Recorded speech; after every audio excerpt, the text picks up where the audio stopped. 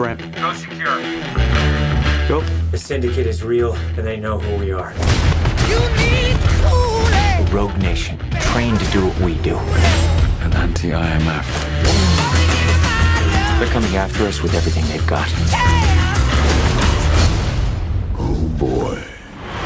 Shaw, moi j'en ai pensé que c'est assez certainement le meilleur. Eh bien il est très bien, il est comme le 4 mais en mieux. Je trouvais ça vachement bien. Comme disent les jeunes, c'était un peu une dinguerie quand même, ce Rogue Nation. Moi je trouvais que c'était un super film, mais ce qui m'a surpris c'est que en fait c'est plus un film d'espionnage qu'un film d'action.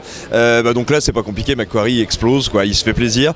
On a vraiment l'impression qu'il va aussi picorer des petites idées, des petits concepts dans plein d'autres missions impossibles, très intelligemment. Souvent on est habitué en tant que spectateur d'action à vouloir de l'accumulation, une montée en puissance, et là les scènes d'action elles sont pas très nombreuses. Il y en a une surtout qui est extraordinaire, mais en fait qui est un peu centrale dans le long métrage, et en fait c'est tout le reste, toute l'énergie de la mise en scène, tout le soin du scénario, il est vraiment donné à ce côté espionnage. Le scénario est plus twisté, les cascades à moto est mortelle. 5e Mission Impossible, et Tom Cruise continue à maintenir le niveau, à trouver des réalisateurs qui s'en sortent vachement bien, à trouver des histoires qu'il a jamais la faire. Les morceaux de bravoure sont complètement délirants.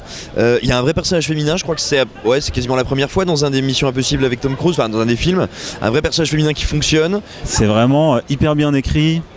Les rapports de pouvoir, les rapports de force, les retournements, même presque la réflexion sur qu'est-ce que c'est qu'être espion aujourd'hui, ça arrive à être hyper actuel. Il y a beaucoup de retournements de situation, il y a beaucoup de rappels à la série qu'on avait un petit peu tendance à oublier dans le volet précédent.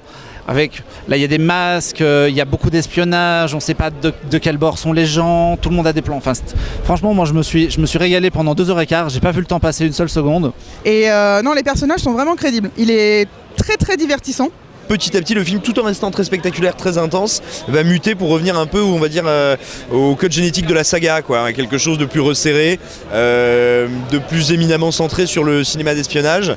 Ça vient vraiment se placer sur le terrain de James Bond, et c'est une des premières fois qu'il y a une Mission Impossible et un James Bond qui sortent la même année, à quelques mois d'intervalle, et là j'ai vraiment l'impression qu'en termes d'intrigue, de scénario, de mythologie autour de l'espionnage, ça vient vraiment menacer presque l'hégémonie de James Bond. Donc voilà, maintenant la suite, ça va être de voir à l'automne si le James Bond arrive à être aussi bien écrit et aussi surprenant. Voilà. Puis Cruise est dans une forme éblouissante. Il y a la cascade de l'avion, mais il y a tout un tas d'autres machins qu'il fait lui-même, sans doublure, parfois avec de très longues séquences. Et franchement, ça m'a sérieusement calmé. Et franchement, il est pas mal. Il est pas mal du tout. Ça tient bien la route. C'est du pur cinéma d'action qui est très réussi. Open the door! Come on. Yeah, I'm trying.